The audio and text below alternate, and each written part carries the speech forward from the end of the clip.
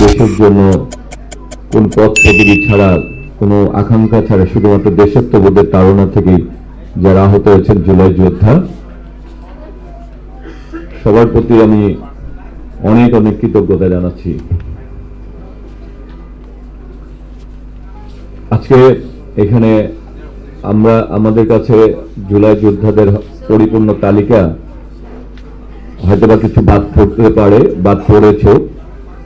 আমি আপনারা যারা জুলাই যোদ্ধা আছেন, জুলাইতে যারা আহত হয়েছেন, তাদের কাছে বলবো, যারা আহত হয়েছেন আপনাদের কাছে যদি আরো যাদের তালিকা থাকবে, আমরা আরো আগামী দিনে আমাদের অনেক কাজ রয়েছে, সেই জন্য আপনাদের সহযোগিতা প্রয়োজন হবে।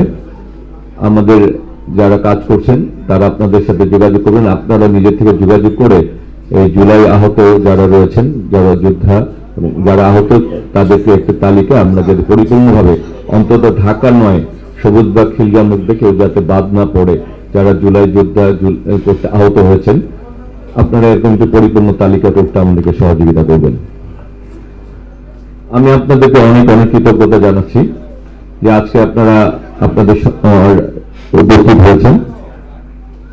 হামিম এখানে ছাত্র দলের আমাদের সভাপতি রাকিব ইসলাম রাকিব ছিল, এখানে আমাদের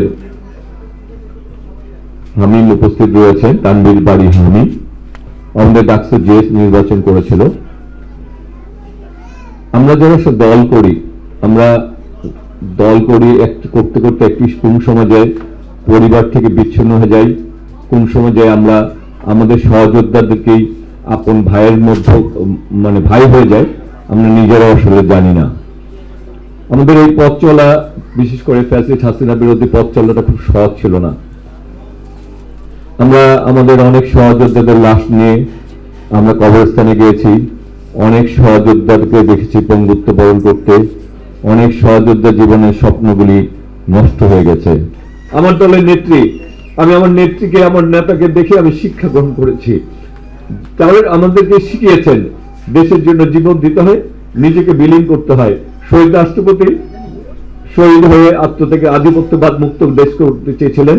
আমার নেত্রী দেশনেত্রী বেগম খালেদা জিয়া, তার সন্তানকে হত্যা করা হয়েছে পরিকল্পিতভাবে, তিনি সন্তানের কাছে যেতে পারেননি, তার এক সন্তান বাইরে ছিল, তিনি তার স্বামী হারিয়েছেন, তারপরে এই দেশকে ছেড়ে, দেশের মানুষকে ছেড়ে যাননি।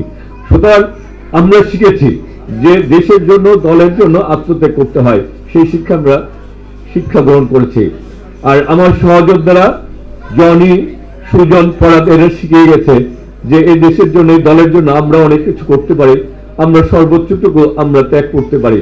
সুতরাং আমি তো তাদের ভাই, আমি তাদের সিনিয়র ছিলাম, আমি তাদের নেতাও। তাহলে আমি আসলে তাদের নেতা ছিলাম না, ভাই ছিলাম, এখনো আছি। তাহলে আমিও তো শিখে গেছি এই দেশের জন্য আমাদের অনেক কিছু ত্যাগ করতে হবে। তাই আমরা আপনাদের সাথে আছি, থাকবো ইনশাল্লাহ।